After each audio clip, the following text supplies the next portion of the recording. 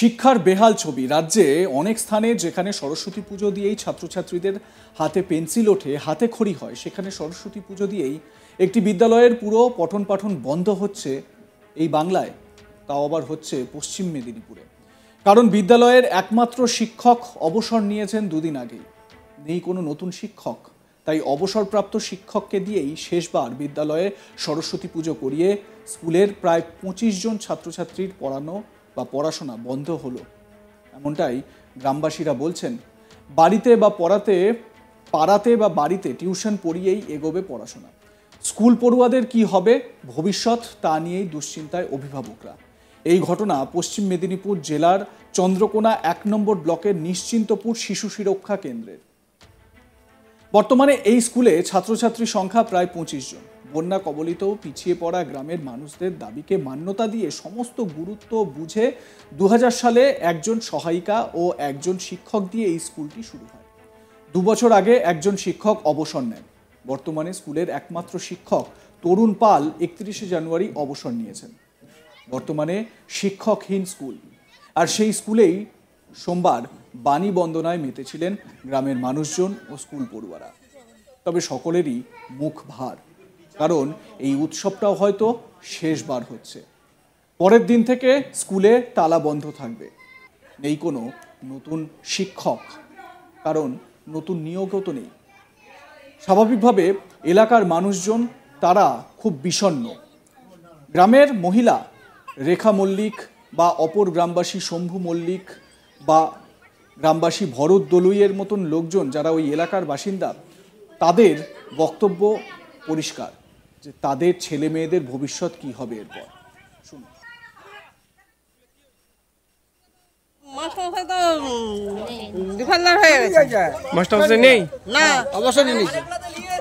এখন তাহলে কারা স্কুল চালাচ্ছে? এখন হয়তো মাস্টারমশাই চালাচ্ছিল, মাস্টারমশাই তো ছুটি হয়ে গেছে। তাহলে কি হবে? চাকরি নেই, মাস্টারমশাই চাকরি নেই, তাহলে তোমাদেরকে চেষ্টা করতে হবে শিশু ছেলেগুলা কি করে মানুষ হয়। কি বলছে সব এখানে নেতার দিকে বলেছেন? নেতারা তো গ্যারাজি করছেন। স্কুলটা যদি উঠেই যায় ক্ষতি কি আছে? ক্ষতি কি আছে? সেই ছেলেগুলো মানুষ করতে হবে না? কেন অন্য স্কুলে পাঠাবেন? ওই স্কুলকে কে নিয়ে যাবেন? আমরা নিয়ে যাবেন এসে। কত দূর এখান থেকে স্কুল? এখান থেকে ৫ কিলোমিটার রাস্তা। যদি মাস্টার না দেয় তাহলে তাই তো বলছি, ৫-৬ কিলোমিটার কে দিতে যাবে ছেলেগুলিকে? বান বন্যায় ডুবে ডুবে লোক মানুষ এত বাস করতেই পারছে না, দেখতে পাচ্ছ তো। মাস্টার যদি না দেয় তাহলে কি সমস্যা হবে? সমস্যা তোমাদেরকেই করতে হবে সংশোধন। আজ যে সরস্বতী পূজা, এটা তো বন্ধ হয়ে যেত আজকে। হ্যাঁ, কারা করাচ্ছে এটা? এটা দেশ থেকে করাচ্ছেন, নাহলে বন্ধ হয়ে যেত। হ্যাঁ। আপনার কে পড়ে? আমাদের লাতিনরা পড়ে, এইটা একটু টুকুন ছেনারা পড়েন। আপনার তো কেউ পড়েনি? আমার নাই বা পড়লো, ছেলের তো ছেনারা পড়ছে, তারা তো মানুষ হবে। স্কুলটা বন্ধ হলে ক্ষতি কি হবে? ক্ষতি হবে নি, সেই জানতে পারছি ক্ষতি হবে না, কি হবে? ছেলেগুলো একটু মানুষ করতে হবে তো, দরকার স্কুলটা। হ্যাঁ। আশপাশে তো আরো স্কুল আছে, সেখানে যদি যায় সেখানকে যেতে পারবে না ছেলেরা। যে ছেলে যাবার দরকার তারা চলে গেছে, আর যারা না যেতে পারে তারা কি করে মানুষ হবে? তারা কি গরিব মুখ্য হয়ে থাকবে? মাস্টার যদি না দেয় তাহলে স্কুলটা বন্ধ হয়ে যাবে। হ্যাঁ। স্কুলটা এনে শিক্ষক দিলে কি হবে? শিক্ষক না দিলে ছেলেরা পড়তে পারবে না। ছেলেরা পড়ার জন্যই তো আমরা আটুপাটু করছি যে না, আমাদের ভবিষ্যৎ তো অন্ধকার হয়েই যাচ্ছে। কেন আর তো সামনের দিন যেদিন মাস্টার জয়েন করে আমাদের গ্রামটা কোনো ছেনাই বলো নিজেরাই বলো সবই তো বোকার দল হয়ে গেলাম। তাহলে আমাদের ছেনারা কি করে মানুষ বাঁচবে? আমাদের বন্যা এলাকা জায়গা, আমাদের ছেনারা এখান থেকে যেতে পারবে না। কেন অন্য জায়গায় যদি পাঠাও? অন্য জায়গায় কী করে যাবে? ছোটো ছোটো বাচ্চা ছেনা, তারা যেতে পারবে না। তারা যেতে পারবে না এখান থেকে। কেন না, ছেনারা যদি না এখানে মাস্টার না যদি দেওয়া হয় তাহলে ছেনারা সব বোকার হয়ে যাবে। আমাদের এখানে আমাদের এমনি পেছনে গ্রাম, আমাদের ২০০ গ্রাম, আমাদের খেটে খাওয়া মানুষের গ্রাম। তাহলে আমরা কী করে বাঁচবো? আমাদেরকে যাতে সরকার থেকে মাস্টার দেওয়া হয়, নিয়োগ করা হয়, সেটা আমরা চাইছি। আমাদেরকে মাস্টার দেওয়া হোক, কি আমাদের আবেদন এইটা। স্কুলের পরিস্থিতি মানে শিক্ষক মাস্টারমশাই নেই, আর স্কুলে এখন আজকে সরস্বতী পূজা। এবার সেই হিসাবে আমরা গ্রামবাসী মানে কালেকশন করে সাহায্য করে আমরা সরস্বতী পূজা চালাচ্ছি। আর হচ্ছে তোমার মাস্টারমশাই নেই, মানে মাস্টারমশাই চাকরি থেকে মানে বঞ্চিত হয়ে গেছে। এখন এই তো আজকে সরস্বতী পুজো, কাল বাদ পরশু থেকে যখন স্কুল খুলবে আমাদের ছাত্ররা মানে কোথাকে যাবে পড়তে? ছেলেগুলিকে কোথায় পাঠাবো, এই হচ্ছে আমাদের বিশেষ দুঃখ। এখন না শিক্ষক দেয়নি, শিক্ষক দিল শিক্ষকের নিয়োগ শেষ হইতে শিক্ষক বাড়ি চলে গেছে। না, নতুন কোনো শিক্ষক দেয়নি। অনেক ছাত্রছাত্রী আছে, 25 জন ছাত্র আছে। সেগুলোকে যাবে কোথায়? আমাদের এখন মানে শিক্ষক চাই। এই গ্রামের বেশিরভাগ লোকজন শ্রমিক ও চাষি। বন্যা কবলিত পিছিয়ে পড়া প্রান্তিক এলাকার লোকজনদের ছোট বাচ্চাদের জন্য শিশু শিক্ষা ও প্রাথমিকের যৌথ মডেলে স্কুলটি তৈরি হয়েছিল, যেখানে প্রথম শ্রেণী পর্যন্ত বাচ্চাদের পড়ানো হতো। মিড ডে মিলের ব্যবস্থাও ছিল।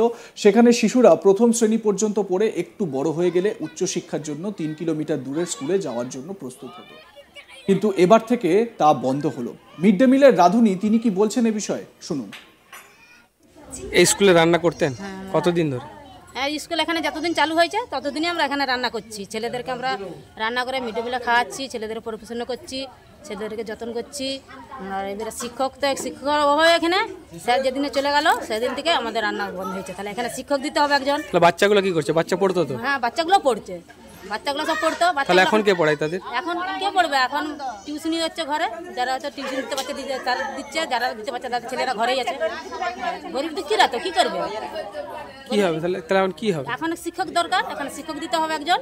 কেন বাচ্চার দিকে অন্য কোথাও স্কুলে পাঠাননি আপনি? অন্য কোথায় পাঠাবো? এখানে 2 কিলোমিটার রাস্তা। সদ্য অবসরপ্রাপ্ত এই স্কুলের শেষ শিক্ষক তরুণ পাল, তার মন ভার কি বলছেন তিনি শুনুন।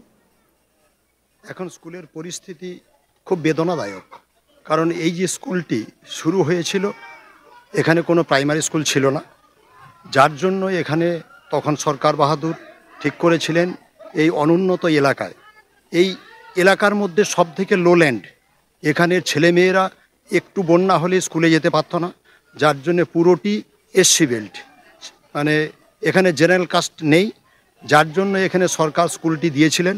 2000 সালে স্থাপিত হয়েছিল। 2000 সাল থেকেই আমরা 2 জন শিক্ষক এখানে নিয়োগ হয়েছিলাম, একজন মহিলা আর আমি। তো 2000 সাল থেকে করে আসছিলাম। একজন 22 সালে রিটায়ার করে গেছেন, আর আমি এই 31শে জানুয়ারি 2025 রিটায়ার করলাম। সরকারি নিয়মের মধ্য দিয়ে আমাকে রিটায়ার হতেই হবে, কিন্তু একটা আমার দুঃখ সব থেকে বেদনাদায়ক, খুব মর্মস্পর্শী, যে বিদ্যালয়টা কোনো শিক্ষক নিয়োগ না হওয়ার জন্য স্কুলটা উঠে যেতে বসেছে।